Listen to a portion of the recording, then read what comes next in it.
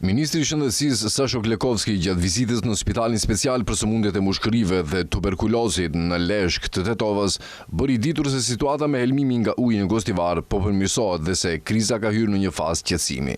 Sipas dhënave të fundit, numri i personave që kërkojnë ndihmë mjekësore është ulur ndjeshëm. Gjatë ditës janë regjistruar 80 raste të reja, që është rreth 2 herë më pak krahasuar me ditët paraprake, ndërsa numri i përgjithshëm i prekurve arrin rreth 4000 persona. Ministria e Shëndetësisë dhe institucionet kompetente tashmë kanë nisur një analizë të pilot epidemiologjike me qëllim përcaktimin e saktë të zhvillimit të situatës dhe ndarjen e rasteve të shkaktuara nga epidemia prej rasteve të zakonshme të gastroenterititit. Megjithse numri i pacientëve është në rënje, uji nga rrjeti ujësjellësit të Gostivarit ende nuk lejohet përdoret as për qëllime teknike, pasi analizat e fundit kanë treguar nivel të pamjaftueshëm të klorit. Siguria e ujit vlerësohet edhe përmes sasisë së klorit që përmban ai, por ende nuk është arritur niveli i kërkuar. Aktualisht po kryen analizat vazhdueshme në disa pika të ndryshme dhe sapo klorinimi të arrijë nivelin e duhur, do të jepet leja për përdorimin e ujit teknik.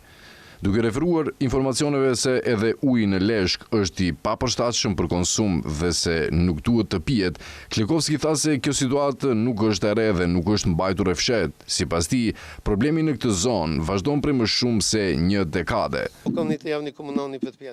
Gjatë kësaj jave pritet të kryen 2 testime për të vërtetuar se uji nga ujësjellësi nuk do të jetë më vetëm për përdorim teknik, por do të jetë i përshtatshëm edhe për pije, si për spitalin, ashtu edhe për gjithë banorët e zonës.